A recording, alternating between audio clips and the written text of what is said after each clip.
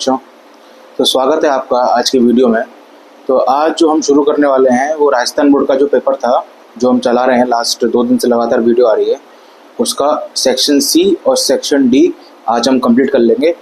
ठीक है, तो आज हम शुरू करते हैं सेक्शन सी का पहला क्वेश्चन। ठीक है, सेक्शन सी है ना। Why is vegetative propagation practiced for growing some type of plants? कह रहा है क्वेश्चन नंबर 14 है, लॉन्ग में आ रहा है ये, कि वेजिटेटिव प्रोपेगेशन जो है ना, वो कुछ टाइप्स के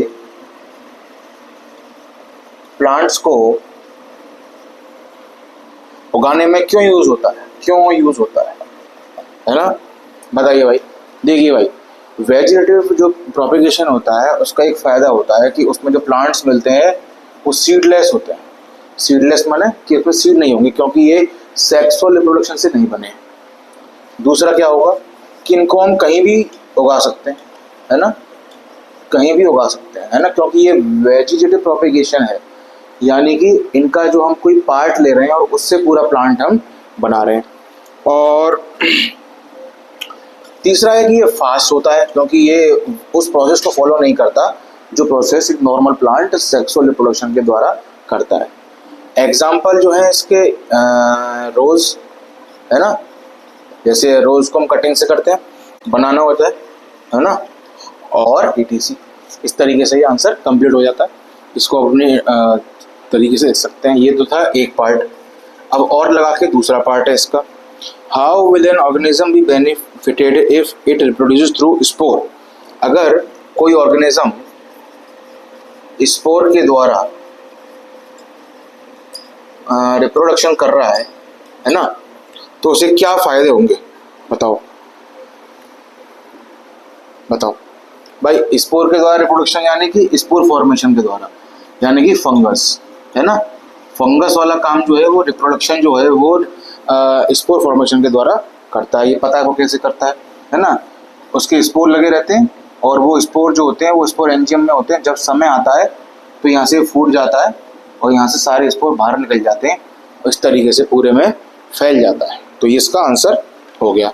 ठीक है, अब करते हैं 15th क्वेश्चन, फिर इसका क्वेश्चन है 15वां। An electric refrigerator rated 800 watt, power दे रखी है एक फ्रिज की, वो है आपकी 800 वाट। ठीक है, operates 4 hour per day, 4 hours per day वो यूज हो रहा है। Find out the cost of energy, cost of energy निकालनी है आपको, है ना। ठीक है, कौन से मंथ की? सितंबर मंथ की। ठीक है, और जो 1 किलोवाट की जो प्राइस है उसकी वो 2 रुपये दे रखी है ना। देखो क्या होगा, सिंपल तरीका है, हम जानते हैं, इसका आंसर देखते हैं। एनर्जी का फॉर्मूला होता है P इंटू टी, यानी पावर इंटू टाइम। पावर कितनी है हमारे पास? 800 इंटू टाइम कितना है हमारे पास? 4 आवर्स। पर हमारे पास जो पावर है वो वाट में है, और हमसे जो बात कर रहा है वो कर रहा है किलोवाट में। और जब हम कोई छोटी यूनिट को बड़ी यूनिट में तब्दील करते हैं ना, तो हम डिवाइड करते हैं, और हम 1000 का डिवाइड करेंगे तो ये ऑटोमेटिक क्या बन जाएगा? KW बन जाएगा। क्योंकि 1000 डिवाइड क्यों करेंगे? बिकॉज किलो माने 1000 होता है, 2 जीरो से 2 जीरो। ठीक है, आंसर क्या आएगा? 0.8 इंटू 4। देख लीजिए, अब देखिए क्या आएगा। अब उसको यहीं काट लेते वैसे अपन, चलो ऐसे कर लेते हैं। 2 2 जा 4, 2 5 जा 10, है ना, 8 2 जा 16, है ना, 8 2 जा 16 अपॉन 5, तो आंसर क्या आ गया? 16 अपॉन 5। ठीक है, ये हमारे पास एनर्जी आई है। अब हमारे पास जो एनर्जी है वो हमें कितने दिन की चाहिए? वो हमें चाहिए सितंबर मंथ की। सितंबर मंथ में कितने दिन होते हैं? 30 दिन होते हैं। तो क्या कर सकते हैं अपन? इंटू 30 अपन कर सकते हैं। ठीक है, तो 5 6 जा 30, 16 6 जा, बताओ कितना होता है? 16 6 जा 6 6 जा 96। 96 क्या आ गया? इसका एनर्जी आ गई साहब, जूल नहीं, किलोवाट आवर। क्यों किलोवाट आवर में हमने पहले ही चेंज, आप बाद में भी चेंज कर सकते थे। ठीक है, अब आगे देखते हैं हमें क्या करना है। कॉस्ट हमें दे रखी है 1 किलोवाट की 2 रुपये। अगर 1 किलोवाट आवर की 2 रुपीज़ है तो 96 किलोवाट आवर की कितनी होगी? तो 96 इंटू 2 कितना आया? 112। आंसर क्या आएगा बताओ? 192 क्या आएगा? रुपया। 192 रुपये लगेंगे भाई उसके, सिर्फ फ्रिज को इस तरीके से करने में। बताइए समझ में आया कि नहीं आया? कमेंट कर देना भाई, है ना, बड़े तरीके से। समझ में आ रहा है तो लाइक कर देना। अब इसका जो चॉइस में जो क्वेश्चन है वो देखते हैं। और के बाद वाला, है ना, एक आपको सर्किट दे रखा है, ठीक है बेटा, ये आपको एक सर्किट दे रखा है। इसमें पूछ रहा है एमीटर की रीडिंग क्या है। एमीटर की रीडिंग क्या होगी? देखिए भाई, मतलब इसमें पूछ क्या रहा है? इसमें पूछ रहा है आपका करंट कितना होगा। ठीक है, करते हैं सॉल्व, है ना। ये जो वोल्टेज दे रखी है आपको 8 वोल्ट दे रखी है, ठीक है, तो लिख लेते हैं V = 8 वोल्ट। अब देखिए R कितना है आपका, है ना, तो इसको हम R मान लेते हैं, या R1 मान लेते हैं, चलो उसको, है ना। ऐसा करते हैं, पहले इनको सॉल्व कर देते हैं क्योंकि पैरेलल में, आपस में पैरेलल में ये, तो क्या करेंगे हम, इस पूरे को RP बोल देंगे भाई, है ना। इसको R1 बोल देंगे, इसको RP, इसको R2 बोल देंगे, जिससे कि आसानी होगी। तो हम RP निकालते हैं सब, है ना। तो 1/RP = 1/3 + 1/3 + 1/3। LCM 3, 1 + 1 + 1 क्या आ गया? 3/3 1। तो RP कितना आ गया? 1 ओम। ठीक है, ये 1 ओम और R1 भी 1 ओम, ठीक है, और R2 आपका 2 ओम। अब मैं आपसे कहूँ R टोटल कितना हो जाएगा? जोड़ देंगे R1 + RP + R2, तो 1 + 1 + 2, तो R टोटल क्या आ जाएगा? R टोटल आ जाएगा आपका 4 ओम। 4 ओम हमारा R आ गया। कोई दिक्कत हो तो बता दो।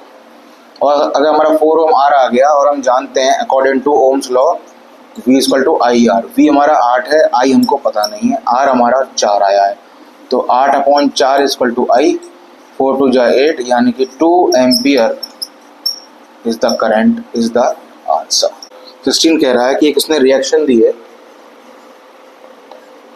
Pb + CuCl2, it gives X + Cu। ये कह रहा है इसमें जो X है ये क्या होगा? बताओ भाई, PbCuCl2, तो PbCl2 आंसर होगा। इसको बोलेंगे लेड क्लोराइड। ठीक, ये इसका पहला क्वेश्चन हो गया। सेकंड देखिए, why are decomposition reactions called the opposite reaction of combination. ये कह रहा है डिकम्पोजिशन रिएक्शन को कॉम्बिनेशन का उल्टा क्यों कहते हैं? क्योंकि कॉम्बिनेशन में चीज जुड़ती है ना, एलिमेंट जुड़ते हैं, और डिकम्पोजिशन में एलिमेंट्स टूटते हैं, है ना। Simple answer. ये हो गया आपका एक पार्ट। अब है और के बाद दूसरा पार्ट। क्वेश्चन दे रखा है पहला कि C6 12H2O sunlight chlorophyll X + 6O2 + 6H2O। बताओ भाई, ये तो जगत रिएक्शन है, पूरी दुनिया जानती है इसके बारे में। ये एक्चुअली है क्या? ये बनना है आपका फूड, यानी फोटोसिंथेसिस। तो X क्या हो जाएगा? ग्लूकोज, है ना। ग्लूकोज का फॉर्मूला C6H12O6, खत्म। ठीक है। सेकेंड क्वेश्चन इसका, hydrogen gas is evolved at carbon electrode during electrolysis of water. क्यों कह रहा है कि अगर जब हम इलेक्ट्रोलाइसिस ऑफ वाटर करते हैं, है ना, उसमें Y नाम की कोई इलेक्ट्रोड है, उस पर हाइड्रोजन आ जाता है। अब बताइए Y कौन सी होगी? अब हमें पता है कि 2 टाइप की इलेक्ट्रोड होती हैं, कैथोड होती है और एनोड होती है। एक होते हैं कैटायन। कैटायन जो होते हैं पॉजिटिव होते हैं, और जो कैटायन है वो पॉजिटिव है, तो वो अट्रैक्ट कहाँ होंगे? नेगेटिव इलेक्ट्रोड पे। तो कैटायन को अट्रैक्ट करती है कैथोड, यानी कि नेगेटिव इलेक्ट्रोड कौन सी हो गई? कैथोड। और एनायन होते हैं नेगेटिव, उनको अट्रैक्ट करती है एनोड, यानी एनोड गैस हो गई पॉजिटिव। तो ये पॉजिटिव आयन होता है H+, तो इस पे ये किस पे जाएगा, ये जाएगा कैथोड पर। ठीक। Which change in carbon atom will result in formation of C4- anion. ये कह रहा है जब C4- नाम का एनायन बनता है ना, तब कार्बन के एटम में क्या चेंज आता है ना। हाँ, अरे भाई कितना सिंपल है, जो हमें पता है कि कार्बन का एटॉमिक नंबर होता है 6 और इलेक्ट्रॉनिक कॉन्फ़िगरेशन होता है 2 4, मतलब इसमें हम 4 और जोड़ रहे हैं, मतलब -4 हो जाएगा, मतलब 4 इलेक्ट्रॉन जोड़ेंगे तो -4 बार जुड़ेगा। और ये पॉसिबल नहीं है, क्योंकि नेगेटिव आयन ज़्यादा हो जाएगा, और नेगेटिव आयन ज़्यादा हो जाएगा तो पूरा एटम जो है वो नेगेटिव हो जाएगा, और ये पॉजिटिव, ये पॉसिबल नहीं है ना। तो एटम सर्वाइव नहीं कर पाएगा और अपनी शेप को तोड़ देगा, ख़राब कर लेगा। ठीक है। सेकंड देखिए, ये फर्स्ट था, सेकंड देखते हैं। Right the name of the following. Simple. एक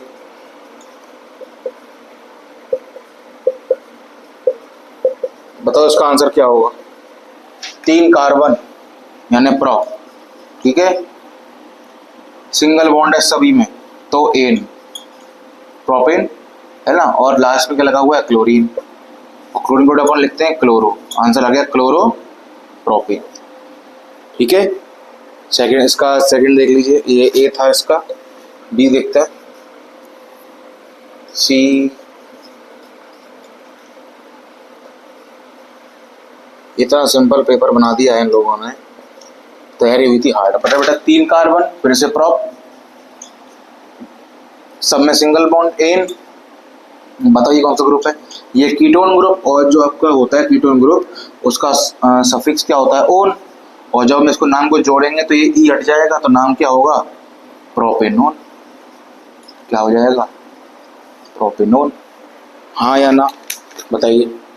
17 का बी पार्ट, ये कह रहा है ए कि इथेनोइक एसिड जब रिएक्ट करेगा सोडियम हाइड्रोजन कार्बोनेट के साथ, यानी इथेनोइक एसिड CH3COOH जब सोडियम हाइड्रोजन कार्बोनेट के साथ रिएक्ट करेगा तो क्या बनेगा बताओ। ये तो बताओ भाई, इसका नेगेटिव पार्ट इसके पॉजिटिव से जुड़ जाएगा, CH3COONA, है ना, और क्या बनेगा, और दूसरा क्या बनेगा, H2O प्लस CO2, इसको क्या बोलते हैं, सोडियम इथेनोएट। ठीक है, ये हो गया पहले का आंसर। चैप्टर 4 का है भाई, ये आपने पढ़ा होगा ढंग से, है ना। 4 देखिए, ethanol is oxidized by acidified K2Cr2। हो सकता है इथेनॉल बना लीजिए, CH3CH2OH के ऊपर आप लगा दीजिए एसिडिफाइड K2Cr2O7, पोटेशियम डाइक्रोमेट बोलते हैं इसको, है ना। क्या बनेगा, अब बताओ, अगर ऑक्सीजन जुड़ जाएगी तो ऑक्सीजन जुड़ जाएगी इसमें, CH3COOH, मतलब जो इथेनॉल था वो इथेनोइक एसिड में तब्दील हो जाएगा। सी देखते हैं, ethanoic acid is treated with sodium hydroxide. Ethanoic acid को अपन सोडियम हाइड्रोक्साइड के साथ कर देंगे, क्या बनेगा बताओ। बताओ, वही इसका पॉजिटिव पार्ट इसके नेगेटिव से जुड़ जाएगा और पानी बाहर, दोनों में सेम बनेगा। 17 का दूसरा जो और का पार्ट था वो भी खत्म। इसी के साथ सेक्शन सी खत्म होता है। अब सेक्शन डी शुरू करते हैं। 18वें का पहला क्वेश्चन जो है वो कह रहा है ह्यूमन डाइजेस्टिव सिस्टम का डायग्राम, यानी पूरी एलिमेंट्री कैनाल जो है उसका डायग्राम बना दो। ये तो आपके बुक में एज इट इज बना हुआ, आप चाहो तो आप बना सकते हो, वरना मैं बना दूंगा। अगर आप ये कमेंट कर दोगे तो बढ़िया सा, उसको बनाना भी सिखा दूंगा, है ना, वीडियो बना के। ये आपका पहला हो गया। सेकंड कह रहा है कि explain the function of small intestine to absorb digested food.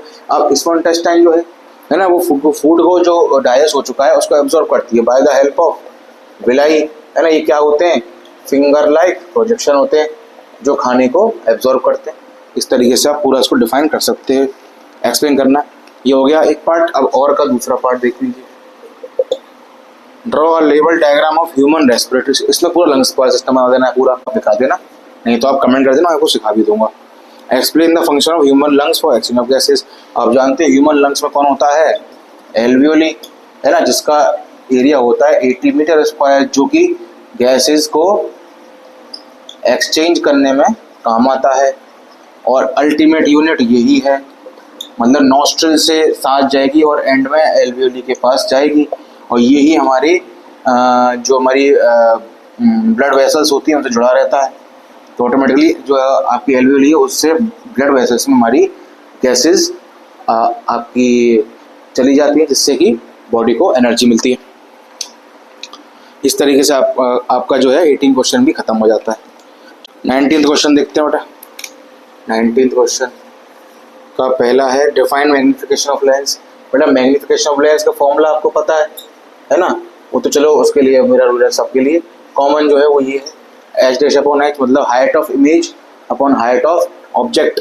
ठीक है, तो ये आपका इसको डिफाइन कर सकते हो, the ratio of height of the image to the ratio of to the height of the object is the magnification. दूसरा है write both the laws of reflection of light. आप जानते हो पहला लॉ क्या कहता है कि I is equal to R, angle I is equal to angle R, angle of incidence is equal to angle of reflection.